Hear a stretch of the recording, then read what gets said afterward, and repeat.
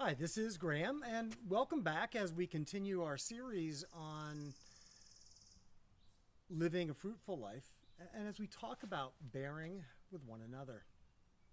I want to actually take you back to I think it was either my freshman or sophomore year in college. Back then, I was a lacrosse player. I actually played on one of the best teams in college, although I lucked into it because I had no idea they were as good as they were.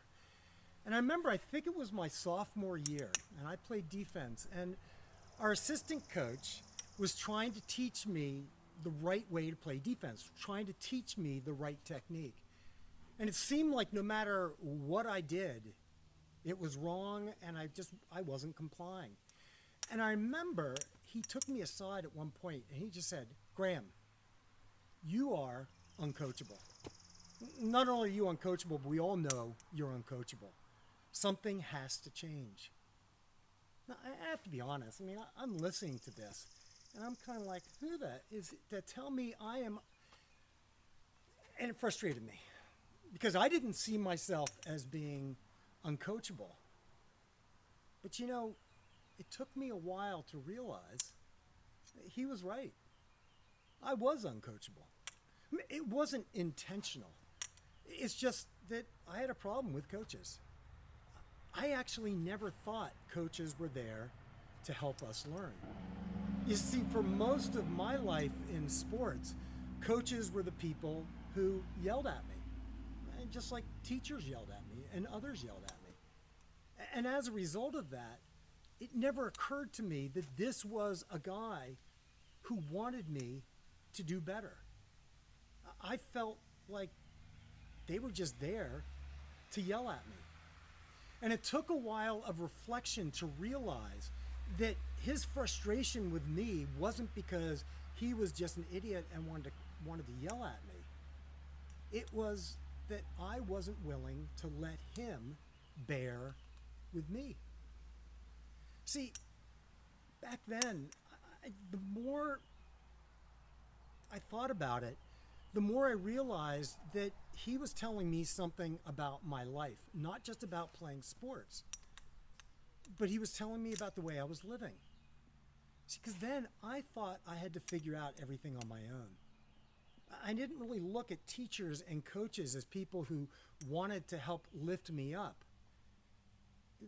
When they got frustrated with me, I just was used to them criticizing me or yelling at me. I just wasn't good at letting other people help me because I thought I had to be self-sufficient.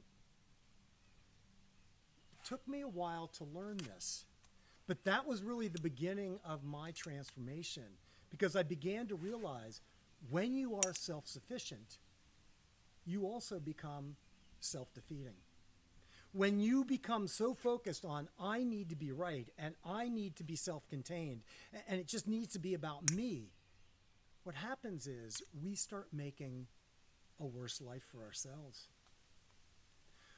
What I learned was something that I consider kind of my superpower now is because of that particular coach, John, it taught me later on in life to actually go out and help others bear with me. That if I'm struggling, go out and ask somebody out there to help me, to help lift me up. As a pastor, I've been a pretty successful pastor. For 22 years, was the pastor of a growing church. It wasn't because I just was so talented and so wonderful. It's because when I went there, I spent a lot of time in my first years going to every workshop I could on leading a church, on talking to pastors who had grown churches, to ask them, what did you do? And also asking other people to help me, whether it's as a coach or as a spiritual director. And it's what I do as an executive director now.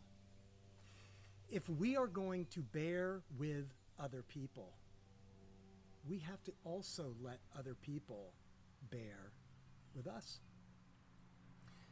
What I'm about to say could sound like it's in some kind of song, but really, love isn't a one-way street.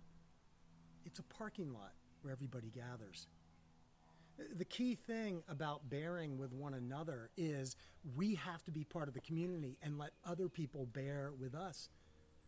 That's part of any kind of healthy life, is to go out and seek people who can help us. By the way, that's what we do at Samaritan.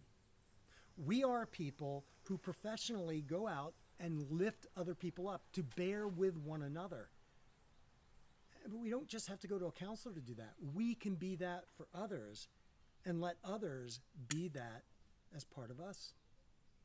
Because we can't be part of a community, whether it's a church community or a friend community or a national community, unless we have union with, community, union with others, and let others lift us up when we're down, to help us when we're hurt, and to guide us when we're lost.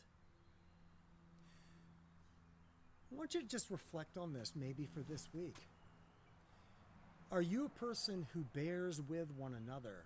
And in the process, are you also somebody who is willing to let others bear with you? Thank you, and I will see you next time.